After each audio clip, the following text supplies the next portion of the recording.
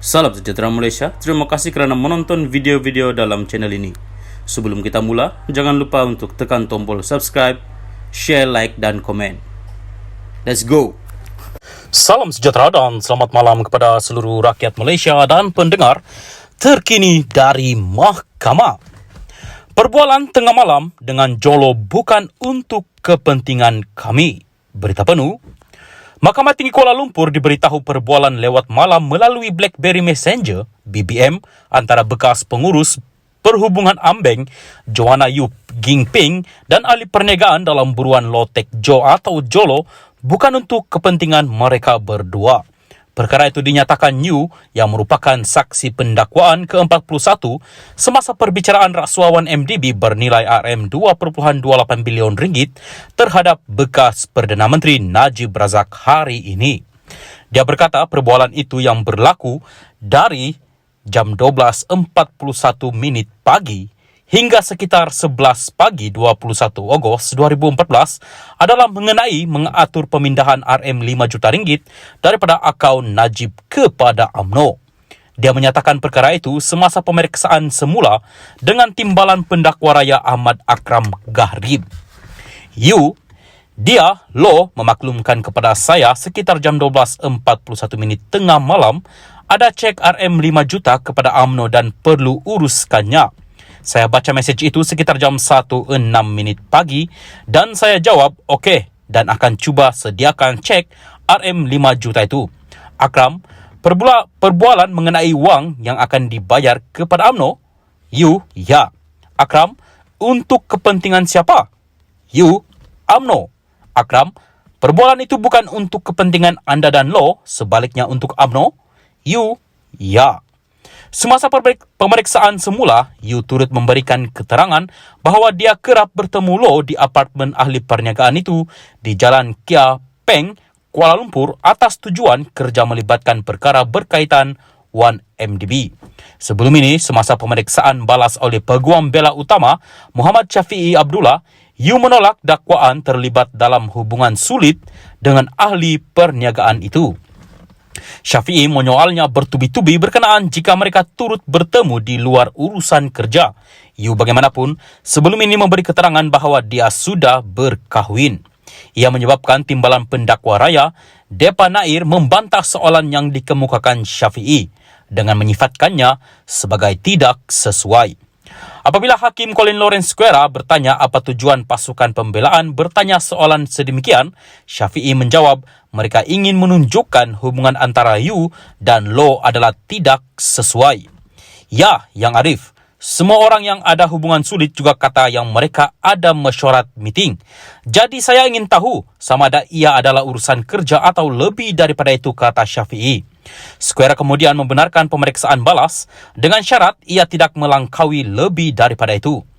Yu kemudian menjawab bahawa pertemuannya dengan Lo adalah berkaitan kerja dan wajar kerana mereka tidak berdua. Sebaliknya, ia sentiasa disertai orang lain antaranya CEO 1MDB ketika itu, Syahrul Azral Ibrahim Halmi.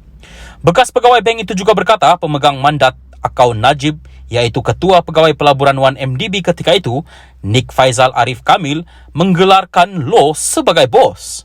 Dia seterusnya menafikan dakwaan Syafiee bahawa perbualan tengah malam antara dia dan Lo pada 21 Ogos 2014 itu menunjukkan terdapat hubungan yang tidak sepatutnya antara mereka berdua.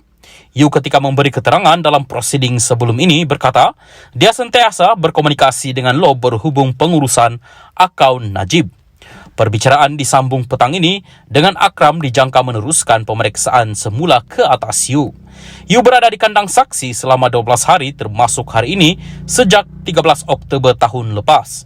Dengan 10 hari digunakan untuk pemeriksaan balas dengan pasukan pembelaan. Najib berdepan 4 pertuduhan salah guna kuasa dan 21 pertuduhan pengubahan wang haram membabitkan RM2.28 bilion wang 1MDB. Bagi 4 pertuduhan salah guna kuasa, bekas ahli parlimen pekan itu didakwa melakukan kesalahan itu di Islamic Bank Berhad, cawangan Jalan Raja Chulan di Bukit Kelon, Kuala Lumpur antara 24 Februari 2011 dan 19 Disember 2014. Bagi 21 pertuduhan pengubahan wang haram pula, dia dituduh melakukan kesalahan itu di bank yang sama antara 22 Mac 2013 dan 30 Ogos 2013. Pihak pendakwaan berhujah bahawa kesalahan di 1MDB telah dilakukan oleh Loh dan beberapa yang lain dengan restu Najib Razak. Bagaimanapun pasukan pembelaan mendakwa Najib tidak mengetahui jenayah yang dilakukan pada 1MDB dan Loh serta ahli pengurusan dana yang lain yang menjadi dalang penyelewengan. Pihak berkuasa masih cuba menjejaki Loh dan Nick Faisal, iaitu antara beberapa individu yang dikaitkan dengan skandal 1MDB. Salam sejahtera dan selamat malam kepada seluruh rakyat Malaysia dan pendengar terkini dari Mahkamah. Najib sedar apa yang berlaku terhadap akaunnya. Berita penuh.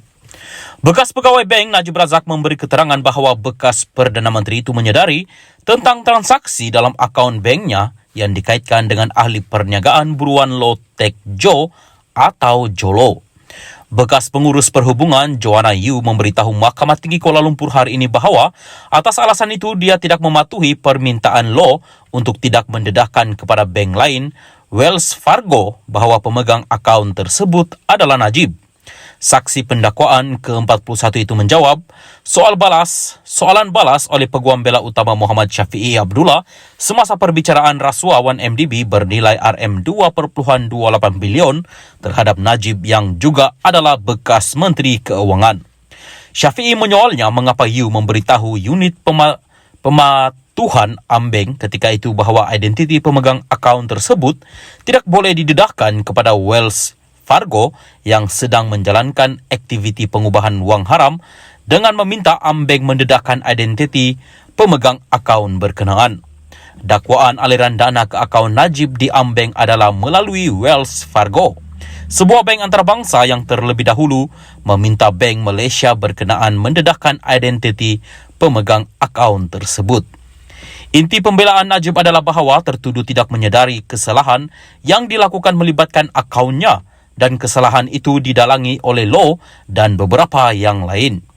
Syafiee, kamu kini sedar jika maklumat itu disalurkan dengan betul kepada Wells Fargo, keseluruhan isu sama ada wang tersebut adalah kosher, syal atau tidak akan diketahui lebih awal dan kamu akan melindungi Perdana Menteri Najib itu?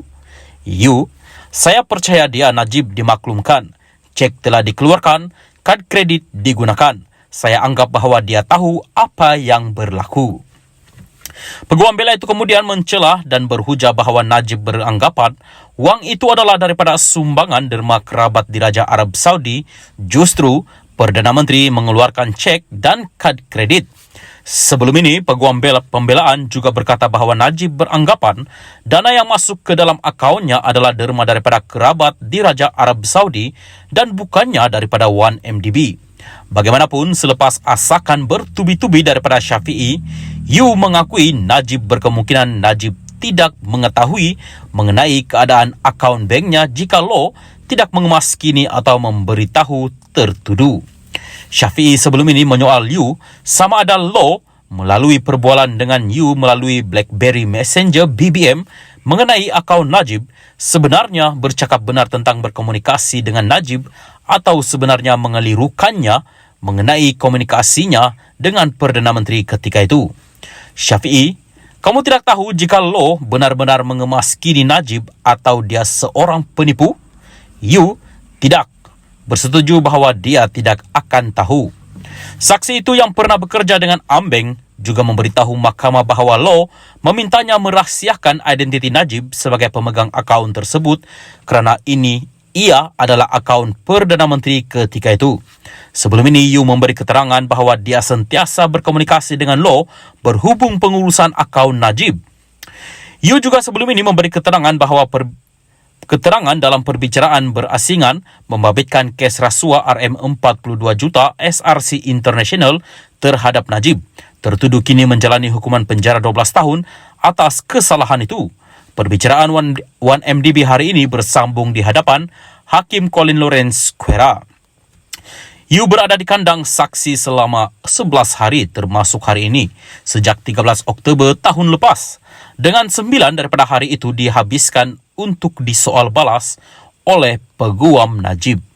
Kamal Baharin Omar dan Ahmad Akram Garib adalah antara timbalan pendakwa raya yang menganggotai pasukan pendakwaan.